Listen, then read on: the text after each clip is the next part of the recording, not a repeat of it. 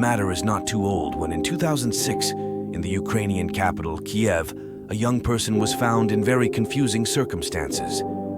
He was wearing old-fashioned clothes and there was an old camera hanging in his neck. People were thinking that he was crazy, but little did they know that he was becoming part of a time travel story. That person introducing himself as Sergei Ponomarenko. When police asked for ID, then he was telling that he had been issued by a country that no longer exists. Yes, this ID was from the distant Soviet Union. Now, you all know that Ukraine used to be part of the Soviet Union. In the days when these sentences were uttered, the Soviet Union had already shattered 20 years ago. It's not like Ukrainian police didn't see our ID before the Soviet Union disappeared. But this person appeared to be around 25 years old, and his date of birth was shown to be in 1932. Not only the date of birth, but also pictures on his ID was also of him. This puzzled the police, because a person born in 1932 would be 74 years old in 2006, yet he looked 25 years old.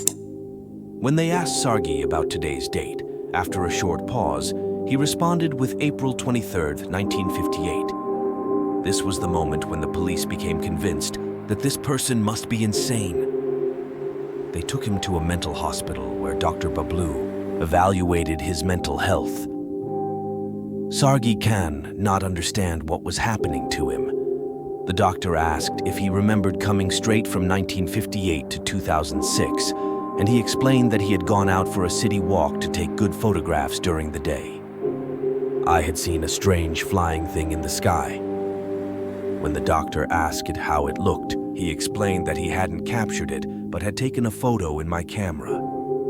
Saying this, he moved his camera forward.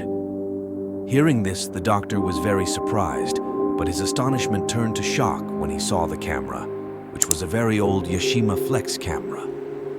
Contrary to what was expected due to the camera's condition, it didn't seem like an old camera. The intention was to take photos with this camera, but the film inside were discontinued since the 1970s. Adam P. Rami, an expert, was summoned, and upon examining the date on the camera roll, it became apparent that it was manufactured in 1956. He developed the photographs, and then things became even more confusing as the photographs showed very old pictures of the city, buildings, streets, and some more. There were also buildings that were later demolished, and there were some pictures in front of the building featuring Sergei and his girlfriend. This was the same Sergei who looked the same as he did in pictures from 48 years ago. In this state, with the clothes in front of the doctor, Sergei was sitting, and in the last photo of the roll, as Sergei had explained, there was an unidentified flying object visible. Seeing this, it was quite challenging for the doctor to believe. By now, the doctor had no option other than to believe that this person had traveled through time traveled from 1958 to 2006.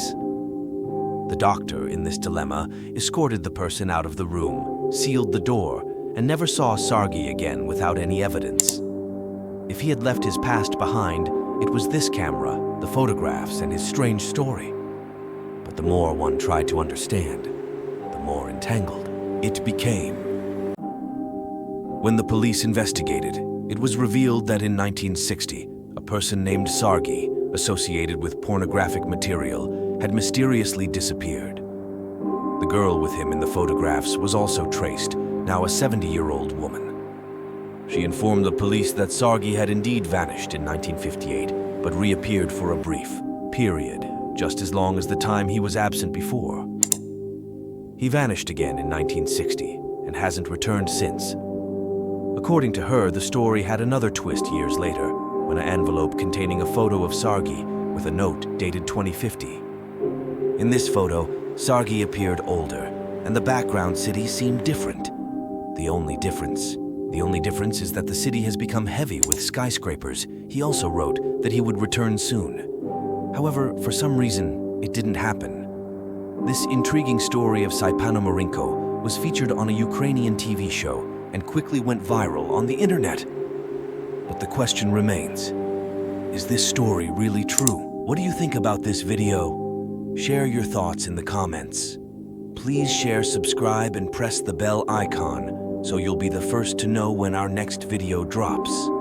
Thanks for watching and see you in the next video.